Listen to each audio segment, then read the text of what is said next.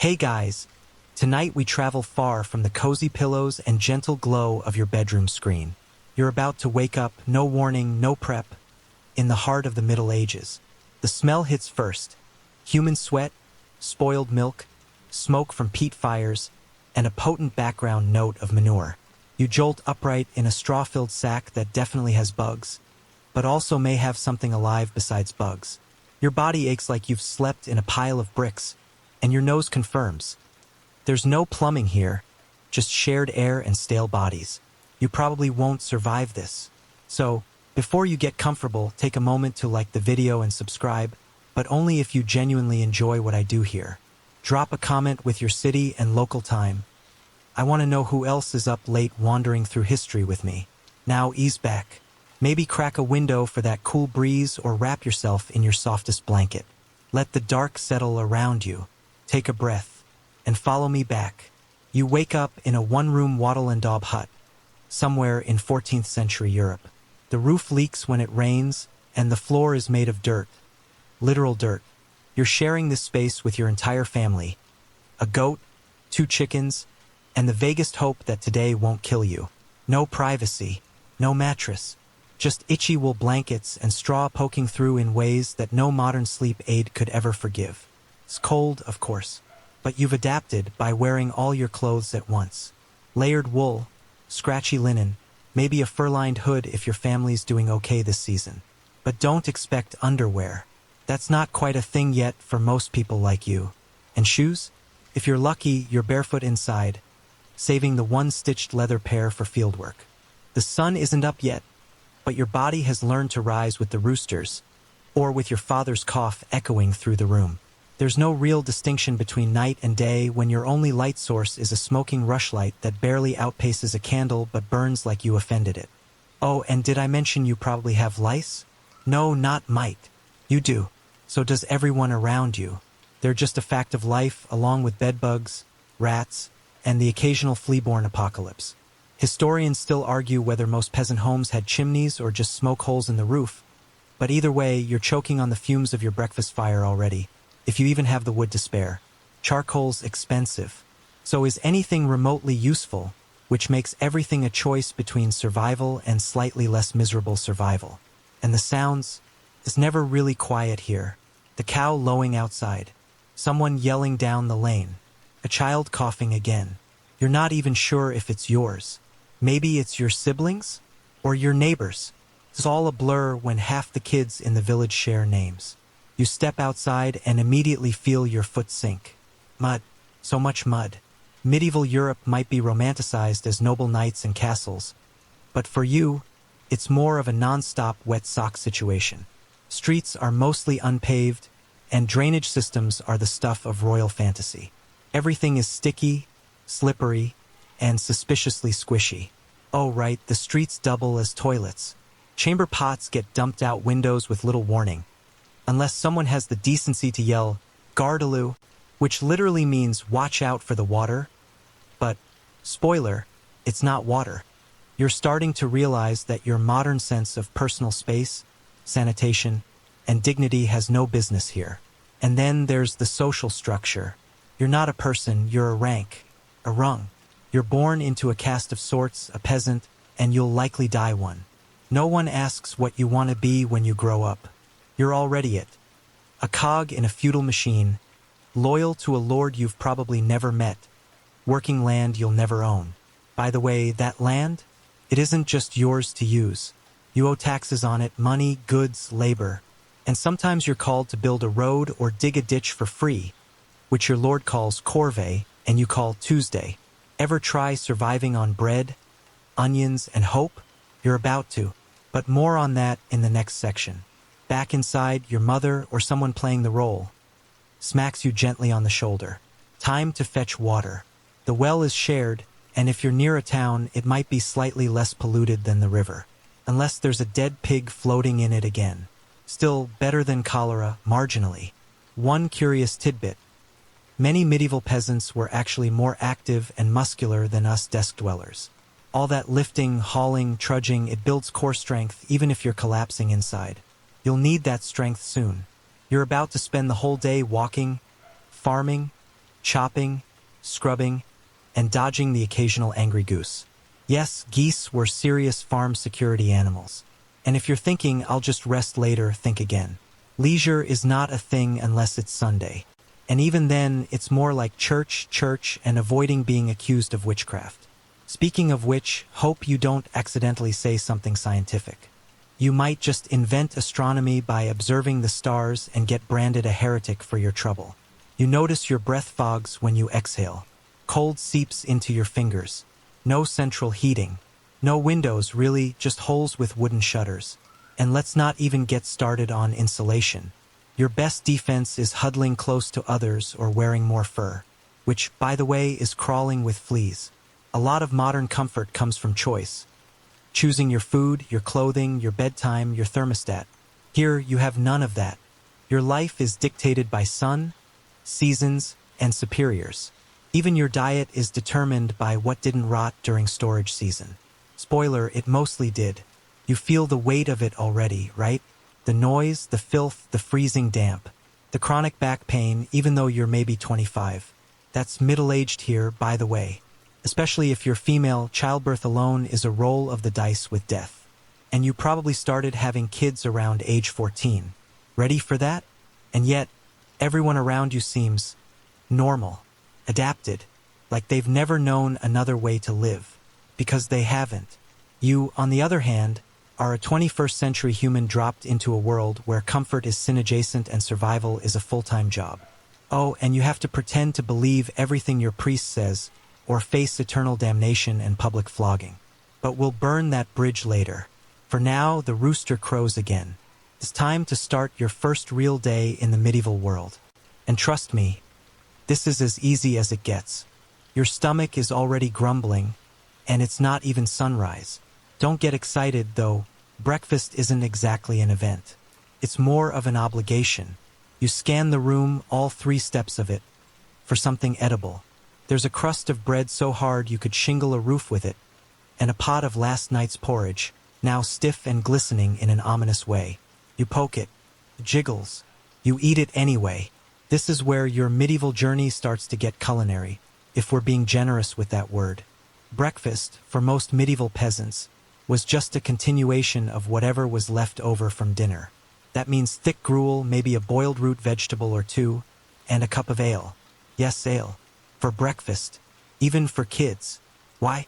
Because the water isn't safe and fermentation kills bacteria, sort of. So it's weak ale all around, and it tastes like someone added sadness to carbonated bread. You try a sip. Your face puckers. Your family laughs. They've been drinking this since they were toddlers.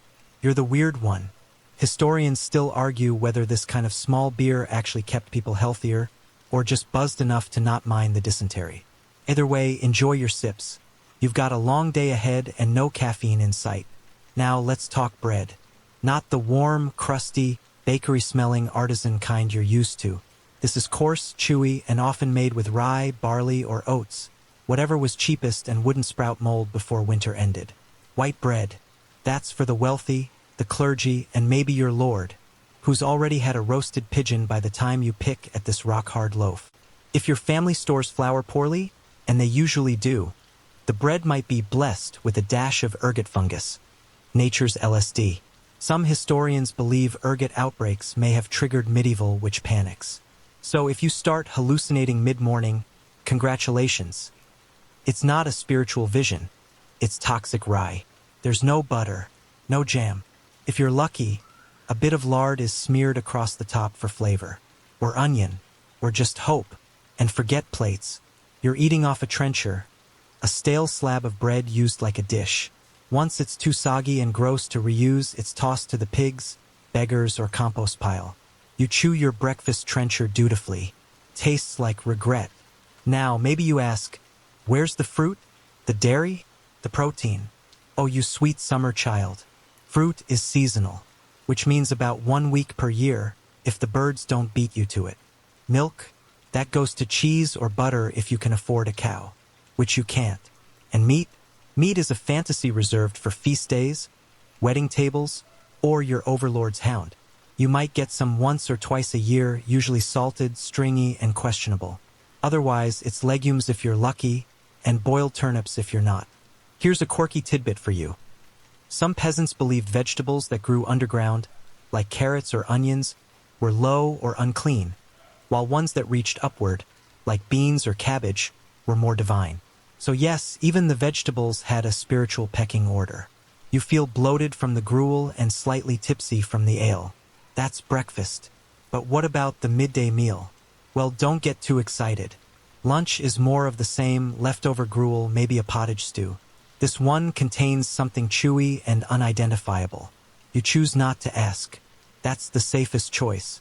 In towns, meals might be bought from a street vendor. Think pies filled with mystery meat, or pasties with fillings that start with rat and end with probably not pork. The seasoning? Mostly onions and herbs if you're lucky. And salt. Always salt. So much salt it could dehydrate a camel. One mainstream historical fact you can cling to: people really did eat more bread in medieval times than just about anything else. In some regions, it made up over 70% of the average diet. Which sounds romantic until you realize it means gnawing through the same bland meal every single day for decades. That loaf you had at breakfast? It's your lifeline and also your prison. Now, don't go dreaming of dessert. Sugar is rare and wildly expensive. Honey is a luxury. Sweets, when they exist, belong to the nobility. If you do get a treat, it's likely a dense cake made with dried fruit and ale-soaked crumbs, spiced with whatever herbs you foraged and didn't mistake for poison. And chewing all this? Hope your teeth are up for it. Dental hygiene, if it exists at all, involves chewing sticks or rinsing with vinegar. You already feel a tooth twinge. Could be a cavity. Could be the early stages of scurvy. Could be both. Who's to say? You try to imagine a world without snacks. No vending machines. No protein bars. No just one bite of chocolate. The concept of snacking hasn't even been invented. Hunger isn't an inconvenience. It's a normal part of life. You spend most of your day thinking about food, hunting it, growing it, or preparing it. And even then, it's never enough. But let's talk about what people ate, not just how little. Some wild stuff pops up depending on where in Europe you are. Beaver tails were considered fish by the church, so they were fair game on fasting days. Swans were delicacies, roasted whole and sometimes served with their feathers reattached for flair. And in the fringe corners of medieval cuisine, there are rumors of dishes like porpoise pudding. Not a typo, a real dish, supposedly, but not for you. You're not dining in a manor. You're chewing on a beet, maybe a bowl of barley soup so thin you can see the bottom. Again, by late afternoon, you're tired, bloated, hungry again, and vaguely dizzy from the mild alcohol haze of your hydration. You wonder what it would take to get something different. Maybe an egg? But eggs are precious. Your chickens are more valuable alive than scrambled. You'd only eat an egg if one dropped dead from old age or shock, and even then, it'd probably go to your lord first. Dinner, if it exists, is early and brief. It's dark by sundown and candles are expensive. You eat fast. Another round of stew. Maybe some beans. Maybe that bread again. You try not to cry. One more weird culinary footnote: nobles often avoided forks well into the late medieval period. Some even thought them vain or heretical. So everything, soups, stews, greasy pies, gets scooped with hands, knives, or hunks of bread. You glance down at your fingers. They're filthy. You eat anyway. After your third round of gruel, your gut is loud and confused. You think about all the modern foods you miss: pizza, peanut butter, that perfect spoonful of cold cereal at midnight. Here, midnight snacking is not a vibe. It's dangerous. It's pitch black, freezing, and probably haunted. You lie down again on that straw sack and curl into yourself. The same bread smell clings to your fingers. Your stomach is full but never satisfied. And tomorrow, same menu, same portions, unless a crop fails, unless rats get in the grain, unless your lord raises taxes again. You drift off to the sound of someone snoring beside you. It's either your brother or the goat. Honestly, you're too tired to care. Morning again. Or is it? Time here doesn't tick by in digital numbers or alarm chimes. It rolls forward like a fog, lit only by the sky.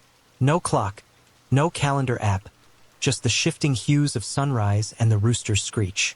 You stir from sleep stiff-limbed, straw stuck to your face, and something squelchy under your blanket. Hopefully just the chicken again. You stretch, careful not to elbow the toddler beside you, and brace yourself for what's next. Work. Real, unrelenting, bone-deep labor. The kind of physical effort that modern fitness apps would label extreme, and your personal trainer would gently warn you to avoid.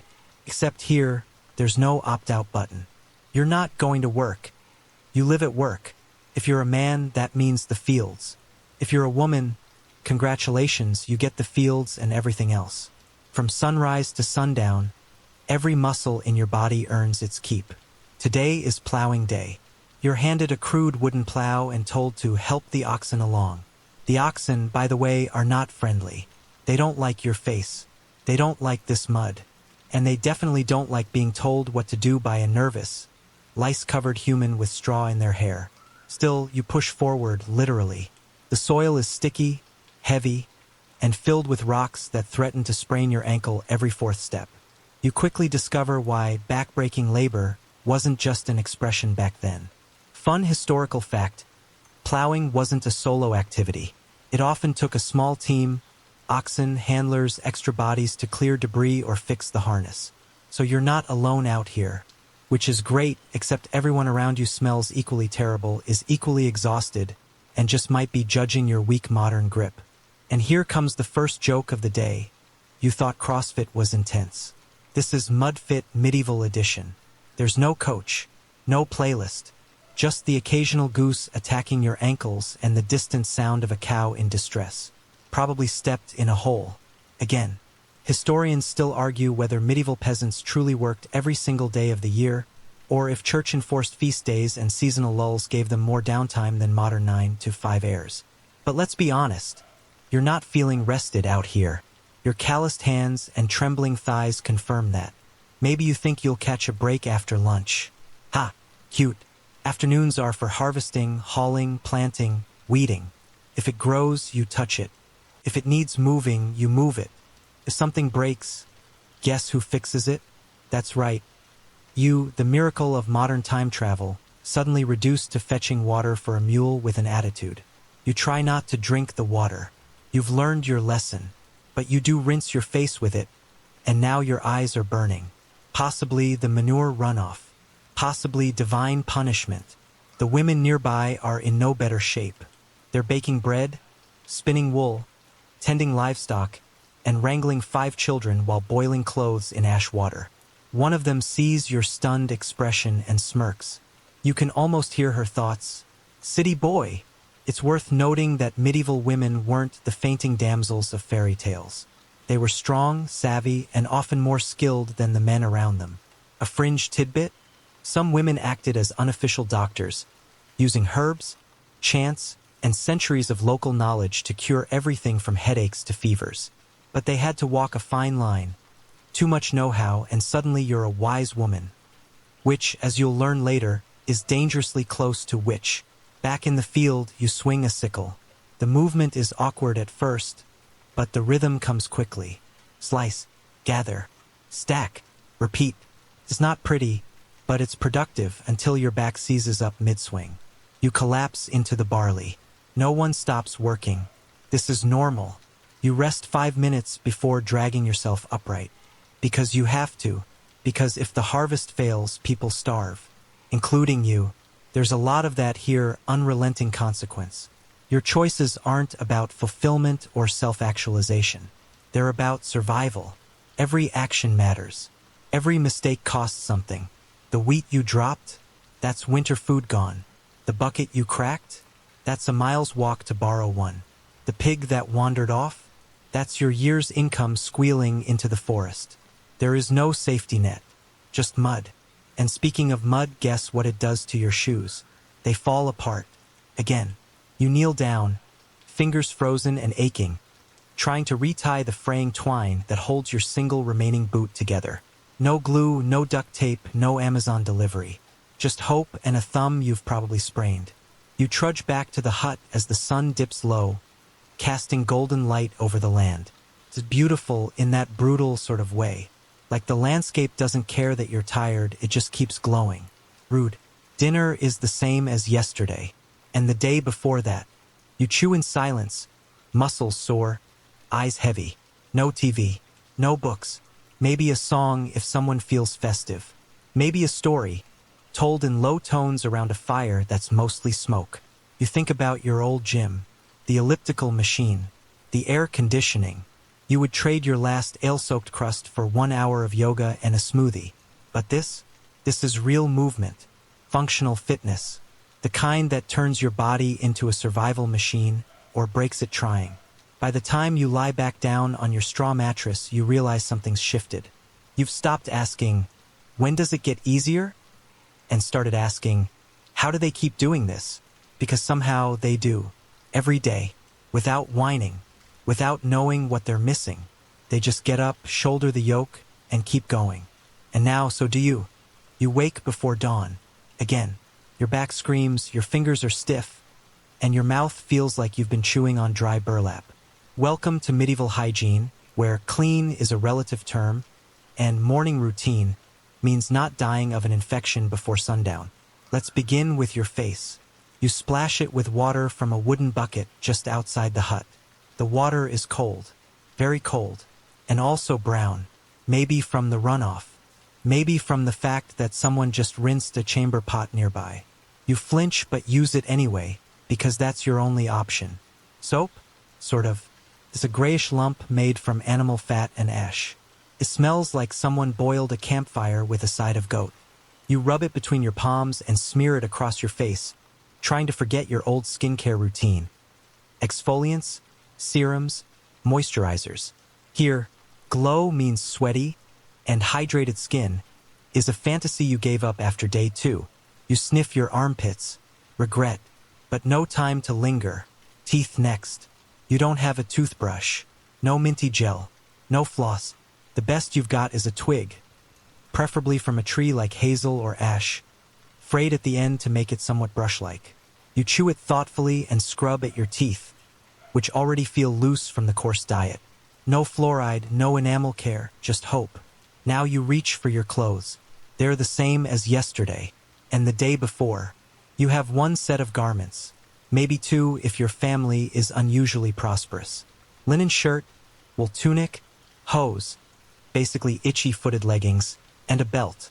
They're damp, they're stiff, they smell like the inside of a soup kettle.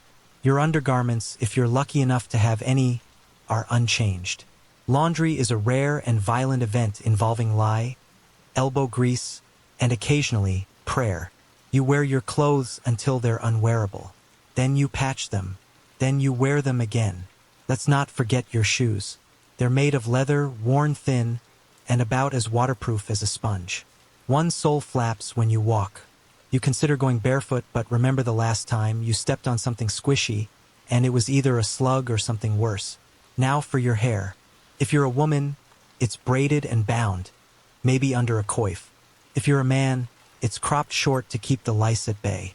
And oh, the lice. They're everywhere. In your scalp. In your clothes. Possibly in your blanket. You scratch and sigh. Another day, another parasite. There's no mirror. No deodorant. No shaving cream. You shave when necessary with a straight razor so dull it doubles as a paperweight. One false move and you're bleeding for hours because medicine, as we'll cover later, is also medieval. Still, you carry on. Because the alternative is social death. Smell too bad and people avoid you. Look too unkempt and they might think you're diseased. In an era where appearance is tied to morality, dirty often equals sinful. You walk outside. The air is crisp and filled with smoke. That's because everyone is cooking over open hearths, burning whatever wood they can scavenge, and also because chimneys aren't exactly standard yet. Most huts just have a hole in the roof, so smoke clings to everything. Your lungs? Definitely not okay. Quirky tidbit. Some folks believed that smoke kept away evil spirits and disease. So if your eyes are watering, just tell yourself it's protective magic. Let's talk public baths. Yes, they existed, but only in towns and only when not shut down for spreading plague or scandal. Bathhouses were gender segregated or not, depending on the region and decade, and often doubled as social clubs, business meeting spots, and occasionally, brothels. Cleanliness came with side quests.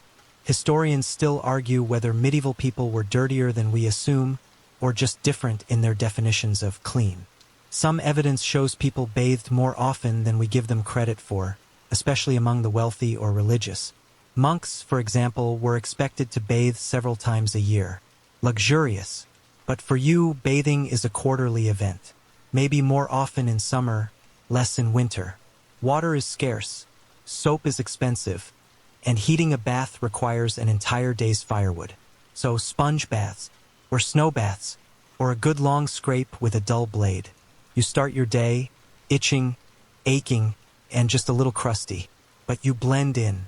Everyone else is equally grimy. And strangely, your nose starts to adjust.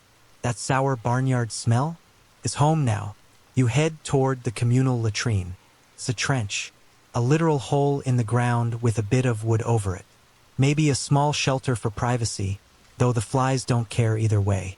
You do your business quickly, breathing through your mouth. No toilet paper, just moss, or leaves, or your hand. Hand washing? If you remember, if water's nearby, if no one's watching, you promise yourself you'll wash later. You won't. You return to your duties, whatever they are today. Still smudged, still stinking. You wonder what people do when they get lice. Answer, they live with it. Maybe use vinegar, maybe shave everything, maybe pray. And the breath, oh, your breath. The diet of onions, sour ale, and garlic has turned your mouth into a biohazard. You want a mint so badly it hurts. Now here comes the local healer, a bent old woman with 5 teeth and a satchel full of herbs. She offers you a poultice for your aching knees. You thank her. It smells like mushrooms and betrayal. You smear it on anyway. By midday, you've stopped noticing the stink. This background noise now. You even pass someone who smells worse than you and feel an odd flicker of superiority. You're moving up. Still, the lack of hygiene takes its toll. Rashes, sores, and infections are common. You hear someone mention St. Anthony's fire, a mysterious illness that causes burning limbs and hallucinations. You remember the ergot-infested bread. You take smaller bites now. Every scratch could turn septic. Every blister could fester. There's no neosporin, no gauze. Just spit, linen, and luck. And the dental scene? Yikes. Toothaches are rampant. Cavities turn into abscesses. The local cure involves yanking the offending tooth with pliers. No anesthesia, just a strong arm and a prayer. You see someone clutching their jaw and know what's coming. You look away. At night, you crawl into bed still wearing the day's dirt. You scratch at your legs. Something bites back. You slap it. It might have been a flea. It might have been something worse. You lie there, thinking about your old bathroom, the steam, the soap, the luxury of flushing. You want nothing more than a hot shower and clean socks. But here, clean is a fleeting feeling, like warmth, like safety, like privacy. Still, somehow you fall asleep, because exhaustion doesn't care if you're filthy. It just takes you. You wake to the clanging of the church bell, a deep, echoing tone that rolls across the village like thunder. It's not Sunday, but that bell rings for everything. Deaths, fire, noon, or just Brother Thomas testing his muscle memory. You sit up, scratching your scalp, still vaguely itchy from yesterday's lice incident, and shuffle outside. A line has formed along the muddy lane. Not for bread, not for turnips, for confession. Today is a holy day, or at least holy adjacent, and you've been strongly encouraged to participate. Because in this world, religion isn't just something you do on weekends. It shapes your life, your rules, your afterlife plan. And ignoring it, that's as reckless as forgetting to breathe. So, welcome to medieval religion, where faith isn't a personal journey. It's a full-body, socially mandated, eternal salvation kind of experience. You file into the chapel, a dark, wooden building that smells like wet stone and candle wax. You pass under a crucifix so vivid, it makes you flinch. Christ's face is contorted, his ribs sharp, and his eyes haunting. There's no gentle savior here. This is pain. This is consequence. You shuffle toward the confessional, a fancy word for a creaky stool beside Father Godfrey. He smells like incense and onions. You murmur your sins. He nods solemnly. You forgot to pray before dinner. You cursed when you stubbed your toe. You stole an egg. That's 3 Hail Marys and a deeply concerned glare. Modern, you might roll your eyes. But here, those small sins could become eternal problems. The line between misdemeanor and damnation is thin and constantly shifting. Historians still argue whether medieval people were more devout or just more afraid. Some scholars believe faith was deeply internalized. Others suggest it was cultural pressure, reinforced by the church's economic power and the ever-present specter of divine punishment. You rise from your confession, relieved but wary. The priest's gaze follows you. You wonder if he knows about the second egg. Mass begins. Everyone stands, kneels, mumbles. Latin chants rise like smoke, beautiful and haunting, though you don't understand a word. No one does. But that's not the point. The mystery is part of the magic. The ritual connects you to something bigger, something terrifying. The sermon is fire and brimstone. The priest describes hell in vivid, stomach-turning detail. Lakes of boiling blood, rivers of flame, and demons that sound suspiciously like your mother-in-law. You try to listen, but your mind wanders to last night's dream about warm bread and indoor plumbing. Mid-sermon, a child cries. The priest stops. Everyone turns. The mother bows her head, shushes the child, and mouths apologies. This isn't a place for noise, or children, or questions. After Mass, you shuffle outside with the others. A group heads to the shrine of a local saint, someone who allegedly cured a goat of blindness and stopped a storm with a palm leaf. Fringe tidbit. Local saints were everywhere, and their stories got creative. One was said to have survived decapitation long enough to walk 2 miles holding his own head. That's either divine power or the first medieval horror movie. You don't visit the shrine. You have other plans, your pilgrimage. See, once in your life, you're supposed to journey to a holy site, Rome, Santiago de Compostela, Canterbury. But you can't afford that. So you settle for the local abbey, 30 miles away, known for a vial of Christ's tears. It might be water. It might be sheep's sweat. Doesn't matter. It's sacred. You pack a crust of bread, a pouch of coins, and a wooden cross. The road is long, muddy, and dangerous. You pass beggars, thieves, and the occasional skeleton of someone who didn't make it. But you keep going, whispering prayers with each step.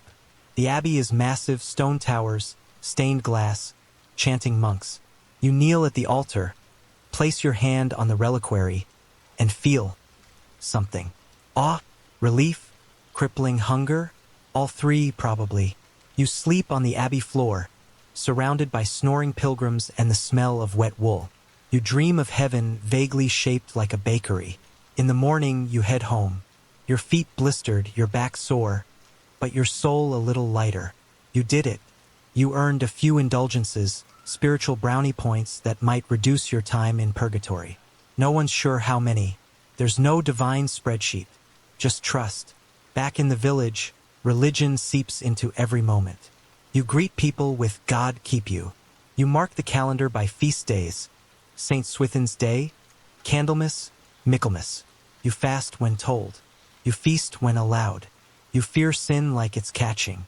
And it might be. People believe disease is divine punishment. A child falls ill and whispers ripple. Whose fault was it?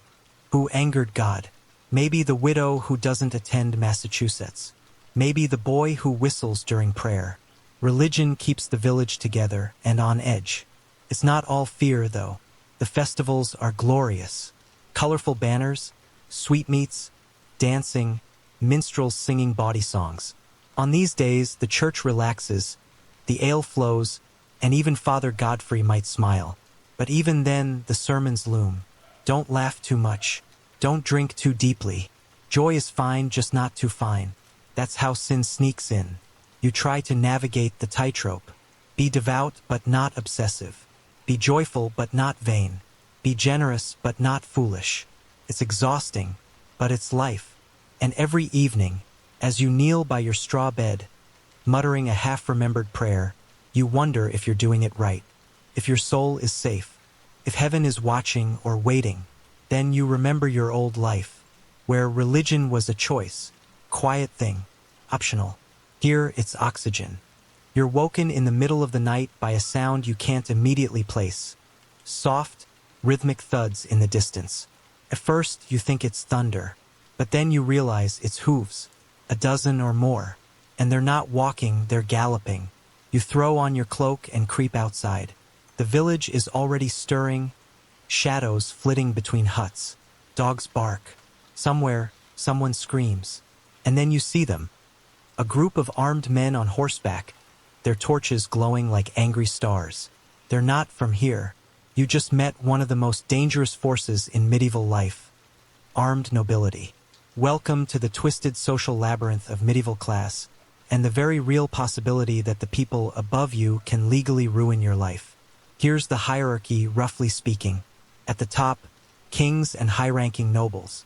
Way below you, peasant, a serf, a body with hands for labor and not much else. Even free peasants, those not bound to the land, exist only slightly higher on the food chain. The social order isn't just enforced by law. It's reinforced by God. You're taught from birth that kings rule by divine right, lords are placed above you by celestial will, and that challenging the system is both treason and heresy. The visiting horsemen are the retinue of a minor lord, your landlord, more or less. He doesn't live here, of course. He has an estate miles away, but this is his land. You just borrow it in exchange for your labor, your harvest, and your obedience. He takes what he wants, and tonight what he wants is uncertain. You gather with others in the village square. The men dismount. They bark orders. One wants fresh bread. Another demands a pig. A third simply points at your neighbor's daughter and tells her to come with him.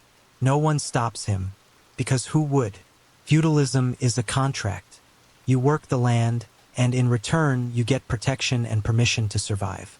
But when the protection turns into extortion, there's no hotline, no complaints department, just silence or rebellion, and rebellions rarely end well. Historians still argue how absolute this system really was. Some claim peasants had more power than we think, community resistance, clever workarounds, even small revolts. Others believe the oppression was total, crushing, generational. What's not debated? It was deeply unequal, and heavily policed by custom, church, and sword. The next morning, the horsemen are gone. A few villagers are missing livestock. One man is bruised and quiet. The local reeve, a kind of peasant-turned-middle manager, shrugs. It's their right. You nod. You don't believe it, but you nod. Later, you help with the grain harvest. You work the Lord's fields first. Your own tiny strip of soil comes second. Whatever you grow, you owe him a cut. Sometimes a third, sometimes half, depending on the season, his mood, or whether he needs new spurs. You also owe him labor. A set number of days each month, plus random extra duties. Mending roads, fetching firewood, hauling stones for his manor. You might not even be paid. You're not an employee. You're an obligation. And justice? Forget it. If someone wrongs you and they're of higher status, your options are limited. Maybe you go to the manorial court, a grim little affair where the lord or his steward plays judge, jury, and eye-roller. Maybe you pay a fine just to make your case. Maybe you're ignored. Sometimes you're punished with fines, for things like gathering too much wood from his forest or letting your cow wander too far. You remember the time your cousin was fined for baking bread outside the official village oven. She couldn't afford the fee, so she lost her cloak. Class isn't just a social label. It shapes every hour of your day. Nobles ride. You walk. They hunt. You trap rabbits and pray you're not caught poaching. They feast on venison and spices. You eat pottage and hope there's enough barley. Fringe tidbit. Nobles occasionally passed sumptuary laws. Rules that told people what they could and couldn't wear based on class. Imagine being legally banned from wearing the color purple, or fur, or anything too fancy. One law even limited shoelace decorations, because nothing threatens the social order like a flashy shoelace. Still, you find strange comfort in village life. Among other peasants, there's a kind of equality, a shared misery, yes, but also shared laughter. Someone sings while threshing grain. Someone else juggles potatoes, poorly. For a brief moment, you forget you're basically a medieval rental. But then news arrives. The king is raising a new tax. To fund a war you'll never see, in a land you can't spell. The Lord increases his demands. More grain, more coin, more silence. You wonder how much more you can give. Eventually, a scribe arrives to take count of your household. He asks how many pigs you own, how many acres you farm, how many children you've buried. You answer honestly. He writes quickly. You realize this isn't a survey. It's a calculation. How much can you be squeezed before you break? A week later, the Lord's bailiff returns.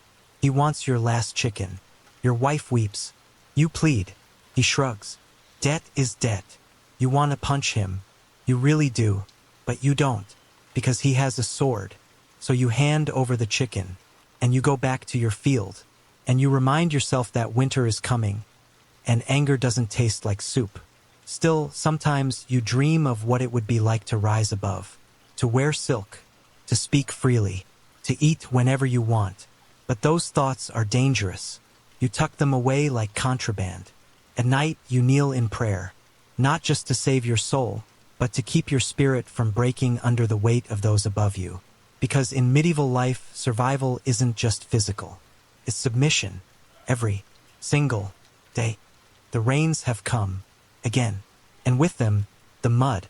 A thick, slurping enemy that clings to your shoes, sucks at your cartwheels, and makes your entire yard smell like a cow's armpit. Your roof leaks, your firewood's damp, and your one good cloak smells like wet dog and regret. But the rain itself isn't your biggest problem. It's what's growing in its wake. Your neighbor's cough sounds worse today, deep, rattling. You try not to look as he spits something dark onto the path. You want to believe it's just a cold. You need to believe it's just a cold. Because if it's not, well, we've arrived at your next impossible hurdle. Disease. And no, you absolutely wouldn't last. Let's start with the basics.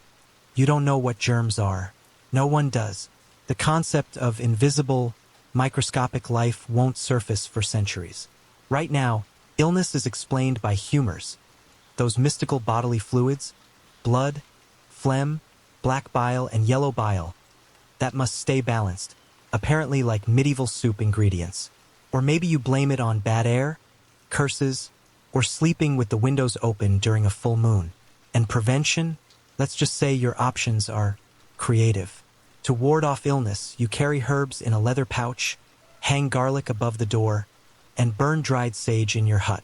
When your child spikes a fever, you tie a dead mole around their neck because someone swears it draws out the heat.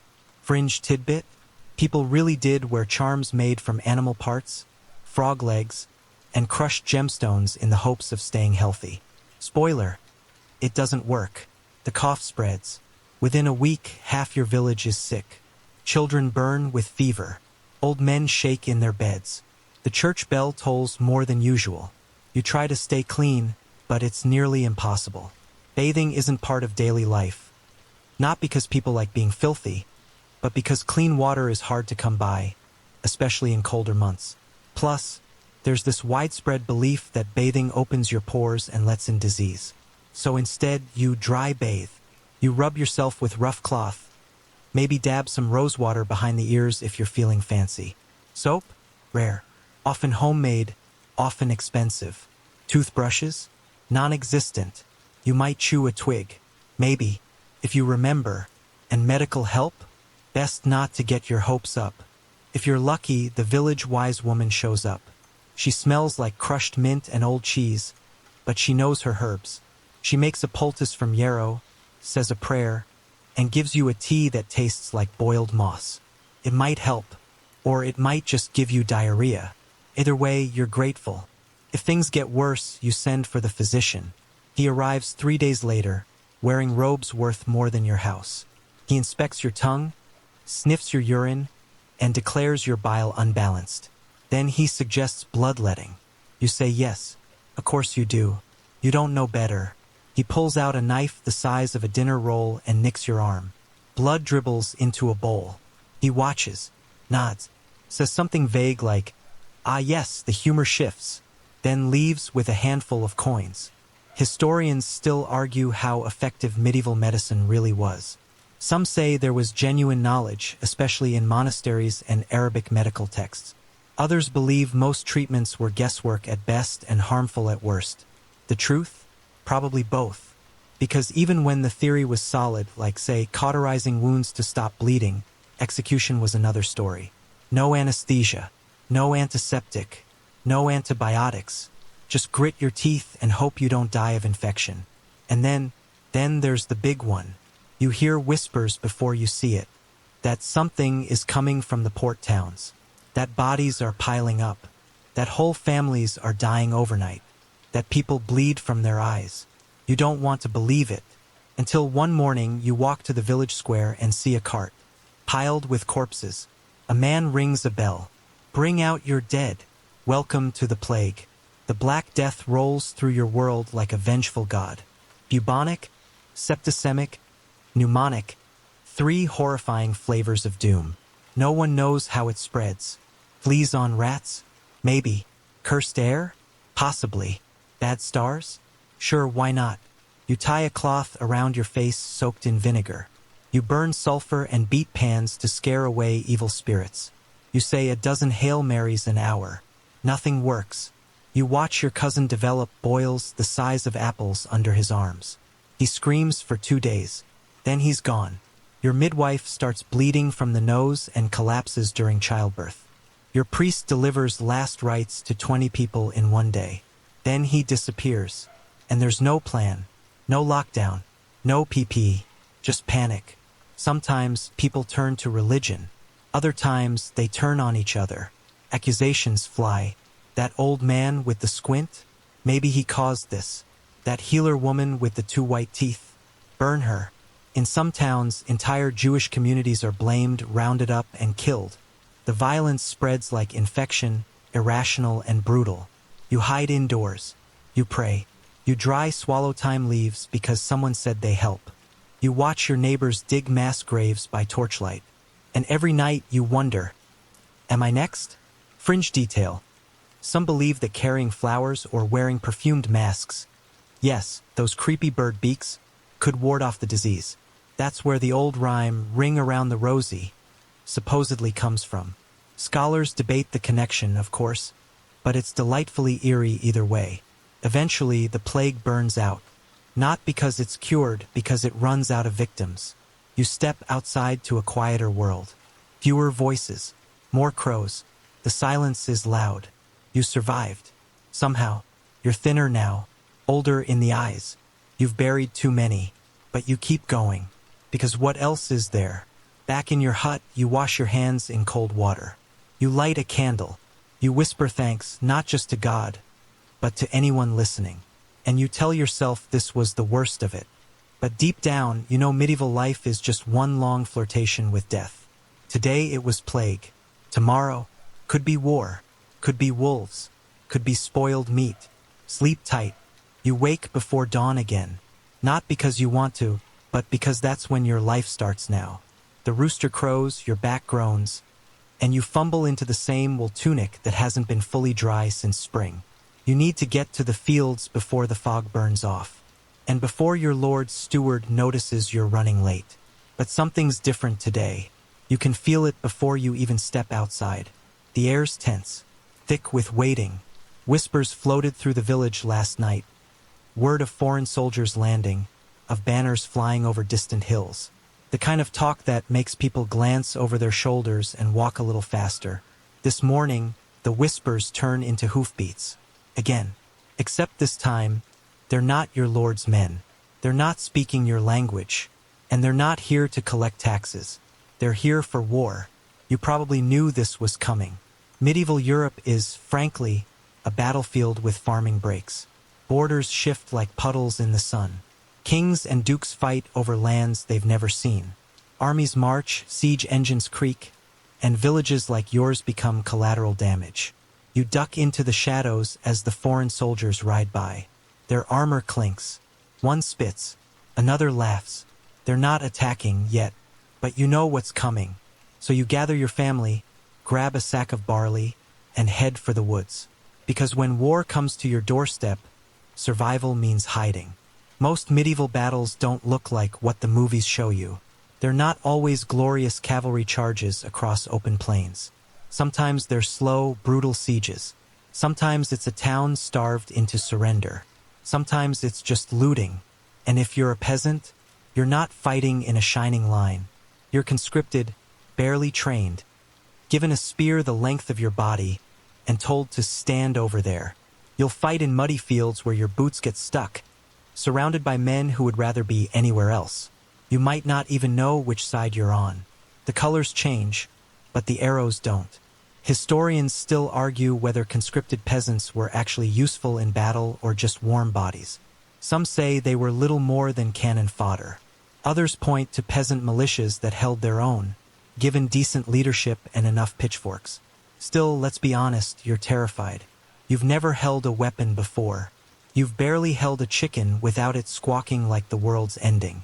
Now someone shoves a shield into your hands and yells at you to form up.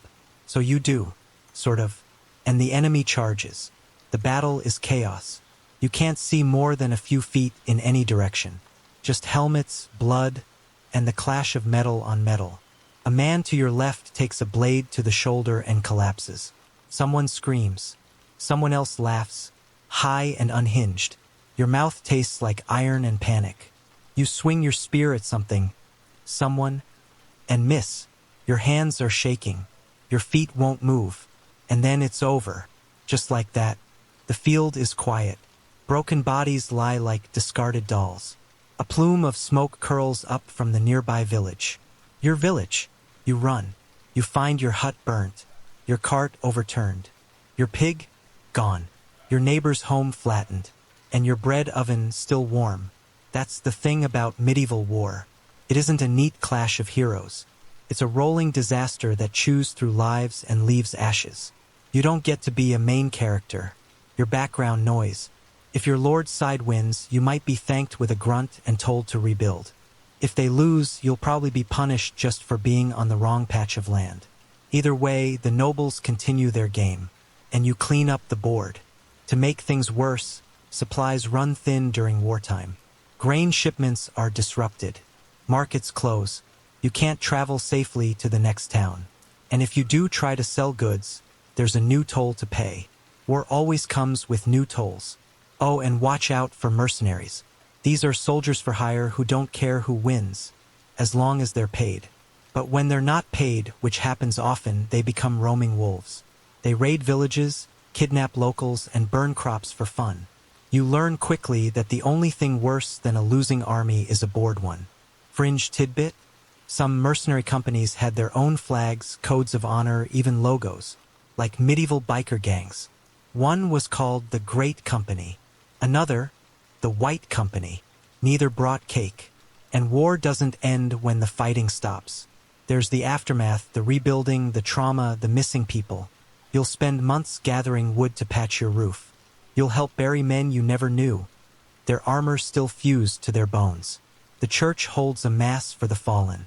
The priest speaks of peace, of God's plan. You keep your head down and nod.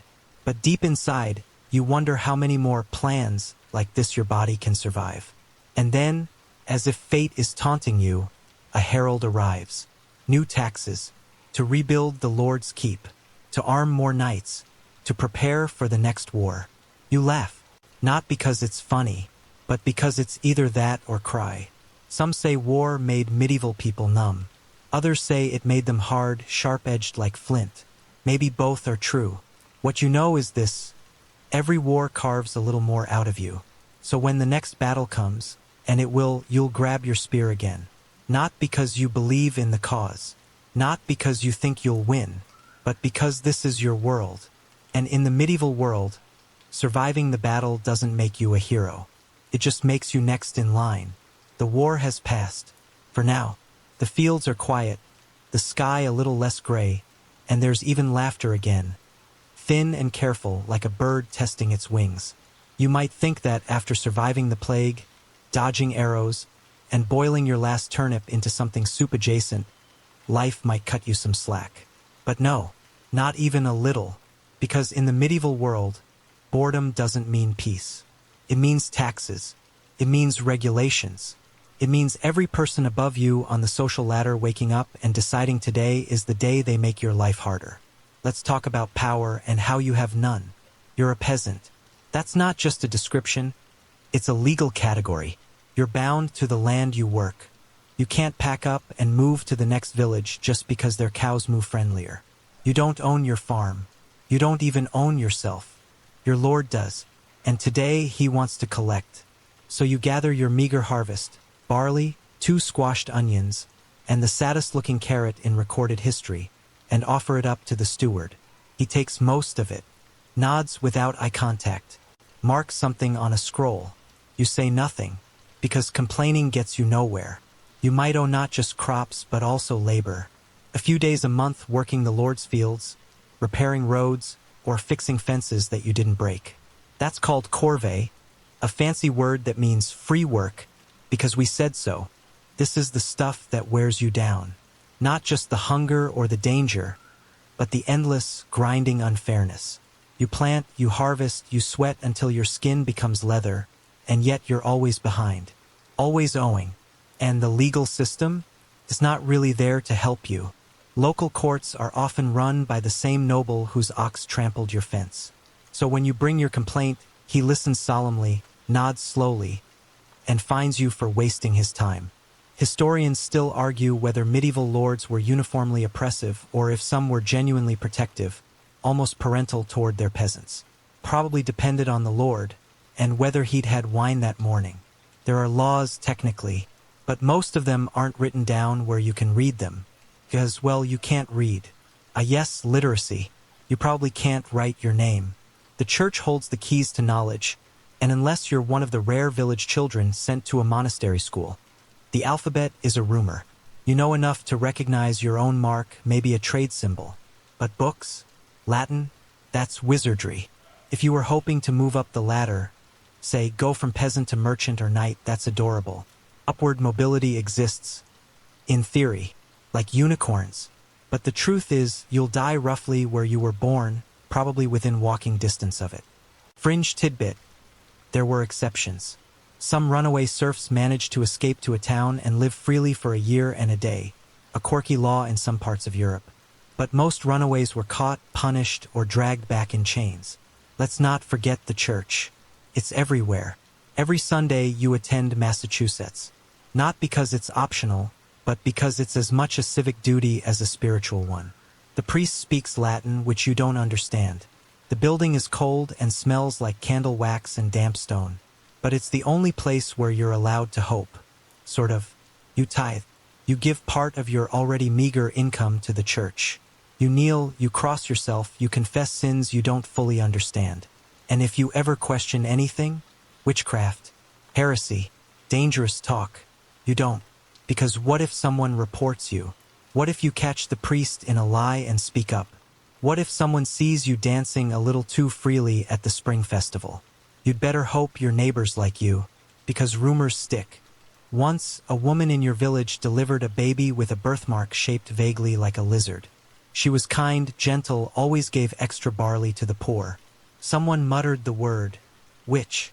3 days later, her cottage was ashes and she was gone. Just gone. That's power in the Middle Ages. Not just the king's decree, or a noble's sword, or the priest's sermons.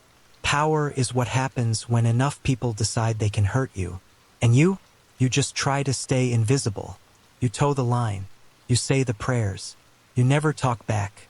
Because there's no social media, no appeals court, no HR department, just 1,000 silent rules, and the unspoken threat that breaking one could end your life or worse, your livelihood.